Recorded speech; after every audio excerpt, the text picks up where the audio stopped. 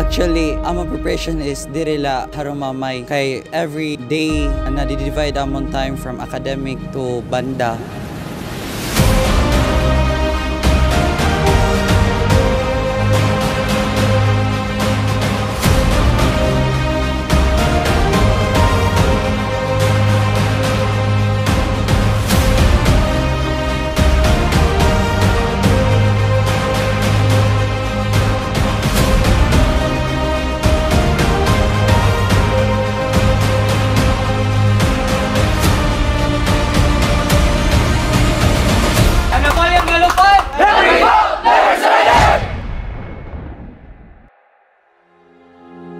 This year's competition gid among gi-try among best na maka-start mi og summer training no in preparation for the big event this year nga regional competition. We tried our best, our different techniques na ma-showcase ang different capabilities sa mga bata each section nga bago pa lang pod makitaan sa field.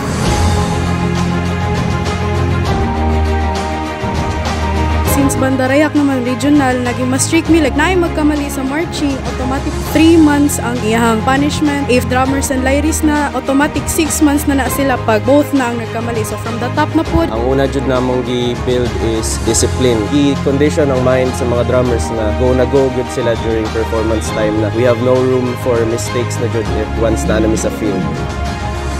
To be able to be an effective leader kasi is like kailangan jud ka magkahatag og patience, intindihon ang different situations sa different pod nga mga sections. Ang mga struggles na mo is una is finances, no? Kay medyo mahal gid pag nasa banda, especially upgrading our instruments. Ang among practice kay magsugod 5 PM to 10 PM, usay mulagpas pa mga 10:30 na mi matima. Usahay pag weekends instead magbanding family kay among ilaan among time sa banda, like whole day mi magpractice nya among mga pag break time magpractice jud mi. Kasabot mi na hard maging color guards. Depende sa mga routines na among i-perform or i-act is makaya ra gihapon namo. Teamwork and cooperation sa usa't usa. Actually, damo mig na-experience nga mga kalisod. Like for instance, ang among time management talaga sa banda naka-learn talaga mi nga kailangan day maging mature mi, responsible mi sa malihok kay banding sa among family, education na balance namo pati among mga academics naglisod mi but then nakaya namo. Kung unsa jud ako ipakita dira sa Bandaraya kay labi na kay regional na ni, so ako jud gi-prepare akong sarili kung unsa jud akong ipakita dira sa mga tawo. Challenge kaya is ang health sa mga bata. Pag rigid mo ganun mo practice, nanay magkasakit, yun na gabi isa na mga practices 5 to 10 PM. So pag every time po makita nila mga anak nagkasakit, dito na mo abot ang concerns nila as ilang mga pinangga na anak. But in the end, I'm sure that our parents are very supportive. They understand nganong ang mga bata nila is ganahan gid mo join sa banda because this is their passion, performance na ilang makita. Sometimes wala sila katuoy na day ka-talented ilang mga anak.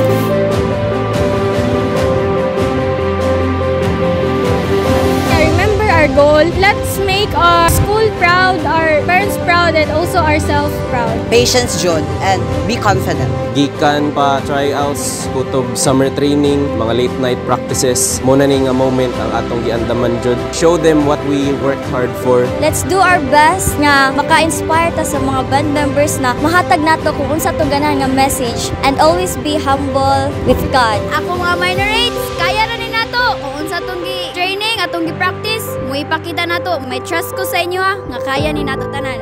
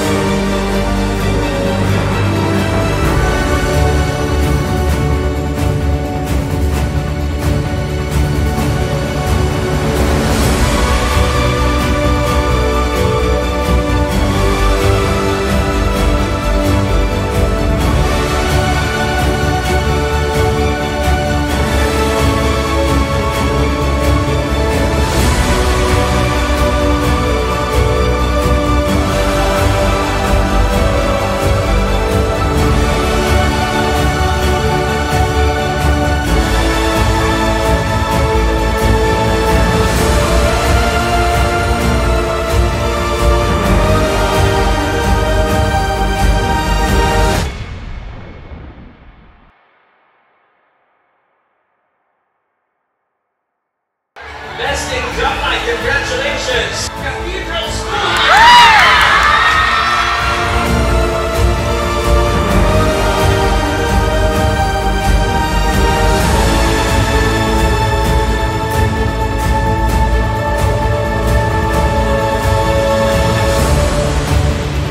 Our grand champion for this year, Bandaraya. Congratulations, Cathedral!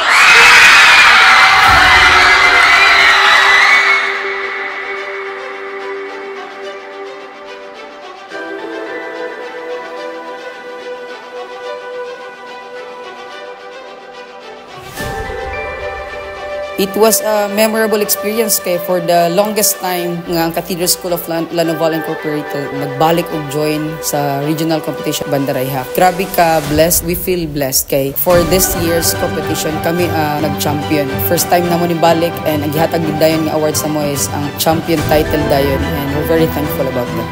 In general, I would like to say thank you sa tanan, especially sa mga parents sa akong band members for their unending and unfailing support to their children and at the same time sa among banda. Ang ilang patience nga maghulat, nga sundo nila mga anak, labi na kung ulan na, mag-worry sila, financial support and emotional support nga ilang i-push silang anak na mas maniguro and dili mo give up pag naay gusto abton. Sa among administration, kang Sister Connie, strong support gid nga mag-allow sa banda nga mo-join sa mga competition coordinators, si Ma'am Pink and si Ma'am Betty, nga grabe ka-active gid nga mga coordinator, the best. To our teachers here sa Cathedral School of Lanoval, nga grabe kaayo pud ka-supportive sa mga band members. They're trying their best to understand. Very, very thankful to the Lord as well. Sa blessing niyang gihatag na gidungog niya mong pag-ampo na maka-inspire me, magamit mo as instrument. Siya gihapon ang reason tanan nga nung nindot ang banda, dili tungod sa moa but because sa iya maayo siya nga Ginoo sa tanan.